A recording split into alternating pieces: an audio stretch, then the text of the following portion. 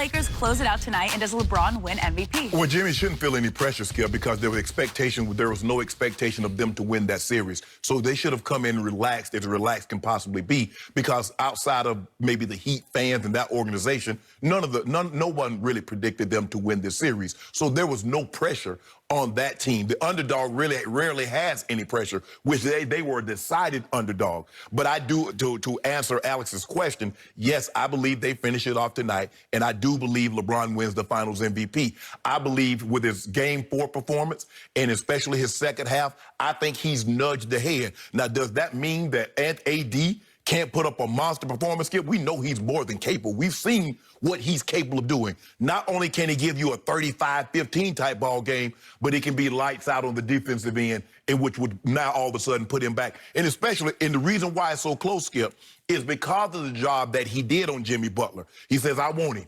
And if you remember, Jimmy Butler got up to that hot start, had 11 points, and then as you mentioned, the last 3 quarters, he had 11 points in total. And Anthony Davis made sure that's all you're going to get tonight. The days of that 40-point historic triple-double, Jimmy, that's not happening on my watch. And so I think there's a chance that if Anthony Davis goes Anthony Davis, and he's more than capable of doing that, sure, he can win Finals MVP. But I believe it's LeBron James' MVP to Finals MVP to lose. And I do believe they close it out. They've been down there. I'm sure LeBron probably sent them a message. We've been down here long enough. Think that was the message? No, I'm just Maybe saying. You're on the group chat. No. But No? we've been down here long. No, he probably said, look, LeBron James says when he faces a team that's desperate, they know it's a closeout situation, he's as desperate as they is. He made it abundantly clear, Skip, when he played the Rockets, when he played the Nuggets. He says the reason why I'm normally able to close out, it doesn't always work out, is that I put myself in a situation where I'm just as desperate as they are. I believe he'll send out I don't know what the text will say, but he's probably says, look, we need to be as desperate as they are.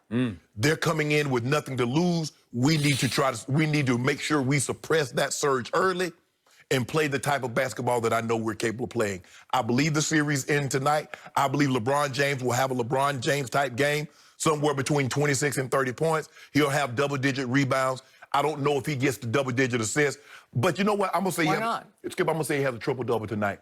I believe the shots that they missed earlier in the game, Skip, that would have given him triple-doubles. You remember he was stuck at 9 for a couple of games.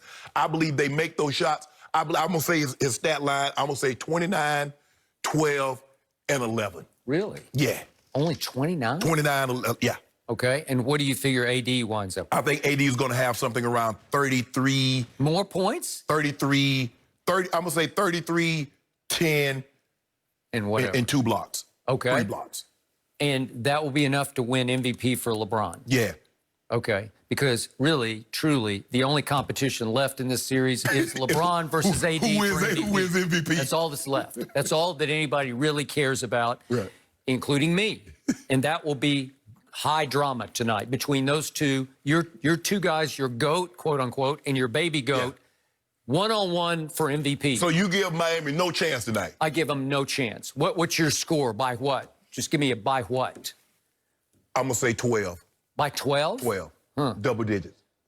I got your Lakers by 20. I think this will be a cakewalk. 20? I think it will be a victory parade from start to finish because I think the Miami Heat are as tired of the bubble as the Lakers are.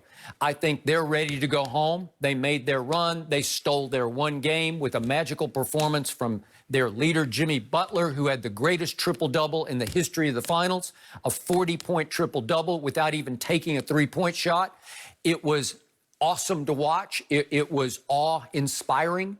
And I sat back and said, okay, if you can do that again, I'll give you a shot. The turning point came before that game when Anthony Davis announced to the team, I am taking him.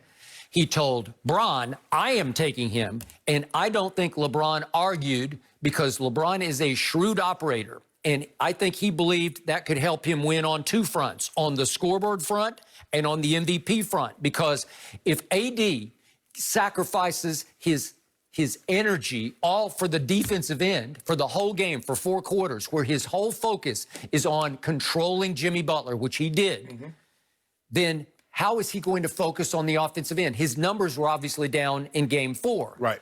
because it's just too much. His numbers were down in game 3 because he got in foul trouble, yeah. okay? Yeah. So the point is that this is perfect for LeBron. It's the perfect strategy because it's a winning strategy on the scoreboard and in the MVP race. But Skip, when LeBron said the last 5 minutes of the game, I got Jamal Murray. When you see LeBron James takes Jamal Murray late in the second half. Okay. Nobody said anything about he was trying to he was sacrificing his offense for defense. He's trying to win the game. Okay, but the finals MVP wasn't on the line just yet, right? There's no MVP on the line. I think the most important thing to AD, he realized because who's to say they're not going to be back next year? Nobody. Okay. But the Clippers are going to be back also. No, they're not. With a new coach. They're not going to be whole, though. Yeah. Paul George is up out of there. You think so? Yeah. They're going to trade him. They're going to trade him? Trade him. Okay. Well, we'll see how that plays out. I don't know that. So the point is, the issue at hand is MVP. Right now, LeBron is averaging 28 a game to AD's 26. But AD has made all 17 of his free throws in this series. That's pretty great. That's obviously 100% from the free throw line. AD has actually made 55% of his three-point attempts. That's 6 out of 11. Not high volume, but still, he's made 6 out of 11. That's pretty great, right? Yeah. On plus minus, Anthony Davis is a plus 24 in this series to LeBron's plus 11. And in the pivotal game 4 the other night, AD was plus 17 and LeBron was minus 2, okay? And if just for perspective, over the last 2 games, just for everybody's edification, LeBron James has turned it over 14 times in 2 games. Is that good? No. No, that's but you not do. very good. But you do realize, Skip, in the fourth quarter of the series, and that's 4 games, LeBron has 4 total turnovers in 4 games. Is that good? That's pretty good for him. But the point is that in the 4 games of this series, he's 0 for 9 from 3 in the fourth quarters. Yeah. Okay. He's 13 of 18 from the field.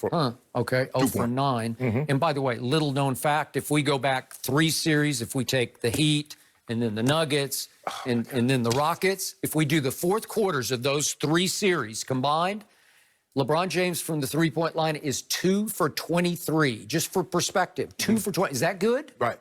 That's, what, 9%? So 2 for 23. So are we going to do the fourth quarter? So are we going to talk about the fourth quarter in the game 5 against Denver? Are we going to talk about the fourth quarter in game 5 against Houston?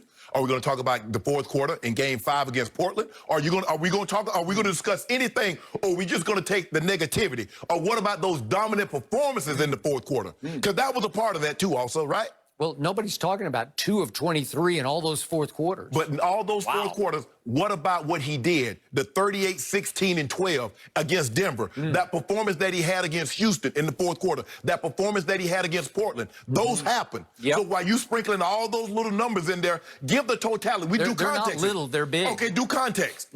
Well, to your point, I believe that, as Kevin Durant calls them, the media fanboys who will be voting on this award tonight, I believe it's a done deal. It's a runaway. LeBron will win the MVP. I think he's already won the MVP, even if he gets outplayed by AD tonight. Even though the strategic move here, the one that changed the series, was AD announcing to the team, I got him. Yeah. I'll take Jimmy Butler. But why did AD say, Bron, I got him? What did AD say after that? See, you keep using about AD say, I got him. But what did AD also say after that? Why did he say, I want him? Why did he say, Bron, you take him? What did AD say, Skip? You tell him. No, I want to hear you say it because it has more meaning. I don't remember the quote. It was something about you got so much on your plate or something. Yeah, we ask you to get in the lane. We ask you to shoot the ball. We ask you to run the offense. We ask you to do facilitate. We ask you to do so much. LeBron has enough on his plate. That's what he said. So the guy who often plays center for the Los Angeles Lakers said, I'll take the guy who's 6'7", who plays a lot on the perimeter. And then I'll take him. And what did Bron do? Bron said, well, I'll take Bam. And he said, well, I'll take Bam. He's bigger than Bam. So in other words, you're taking your point guard and he's guarding your 5-man. That's what my guy did. That's because he's also 6'9", and he outweighs Bam, and he's stronger than Bam, and probably a little quicker than Bam. That ain't got nothing to do with it.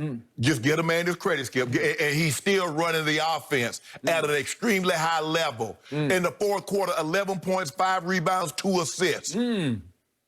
Well, I want to congratulate you. You were right. You got every break. It was the easiest path to a ring that there's ever been. Skip, that's not what you said. That's not what you said at first. Asterisk, no Clippers. No. Asterisk, no Clippers. That's all you need to know. What were the Clippers? I don't know. You do know. Yeah. Skip, you told me at the beginning of the season, you say if your foe King were to win a ring, this would be his most difficult because he's in the West and the Clippers are coming. I did not. Why? You know what? I failed to predict the pandemic.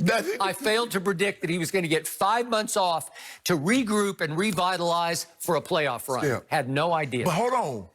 How would a guy that's in the pandemic be the most mentally weak superstar that you've seen in your 40 years of covering the basketball? Yep. How can he do that when Kawhi is a cyborg, the strongest mentally? He's Jordan. He's the closest thing to Jordan we've seen. That would be Kobe. No, that's not what you're saying. Oh, the mid-range Jordan. Oh, Jordan, he's a mid-range.